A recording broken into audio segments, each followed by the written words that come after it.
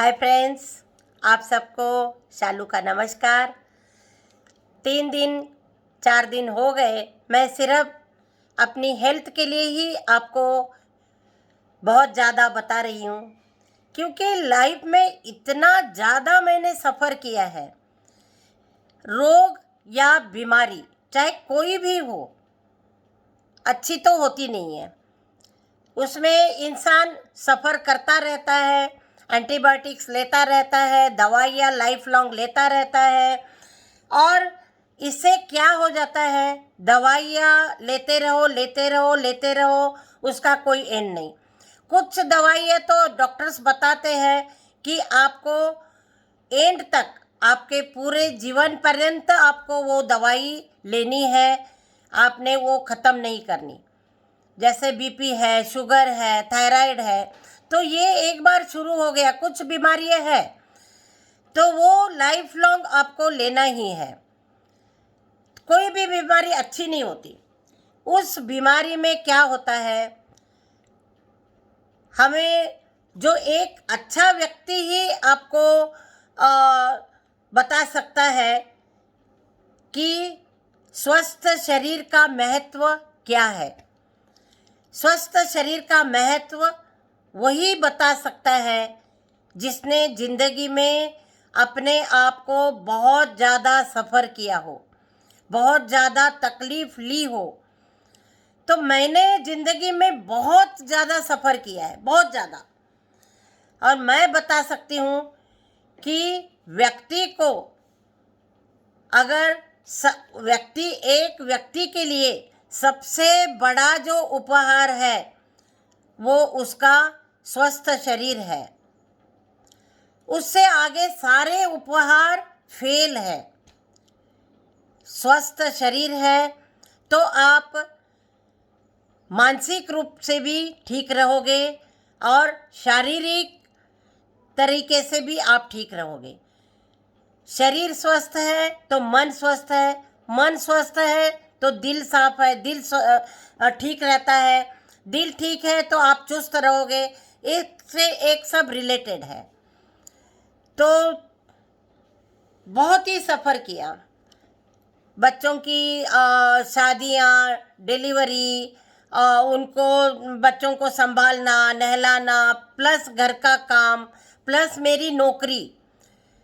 तो जॉब के साथ साथ इतना कुछ मैंने किया। और फिर बहुएं आने के बाद मैंने आपको बताया था कि मुझे थोड़ा रिलीफ मिला। लेकिन फिर बहुएं भी माँ बनने वाली थी, तो वो बड़ी बहू तो मैके चली गई और छोटी बहू जो है सोनिया, उसकी डिलीवरी सास ही करती है। तो फिर वो दिल्ली में ही रह गई मेरे पास।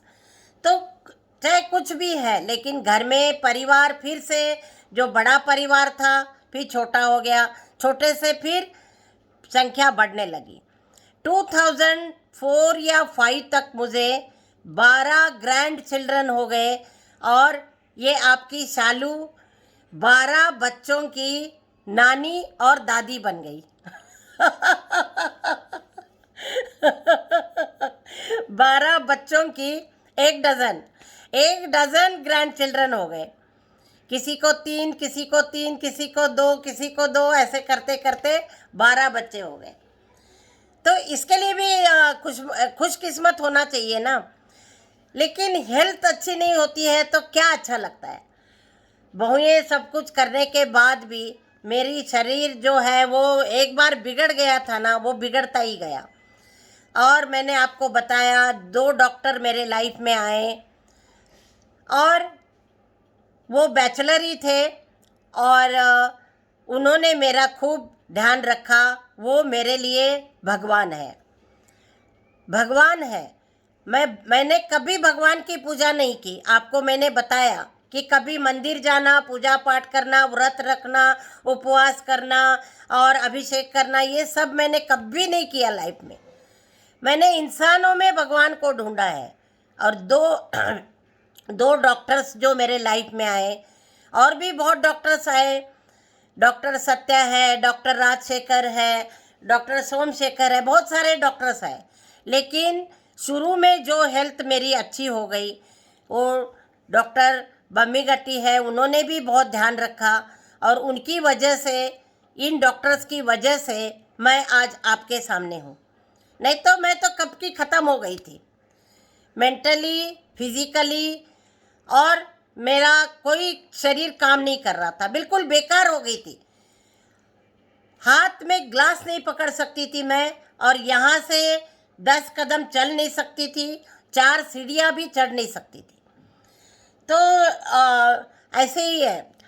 तो उसके बाद जो है लाइफ धीरे धीरे आगे निकलती गई, और 2005 तक, 2005 में फिर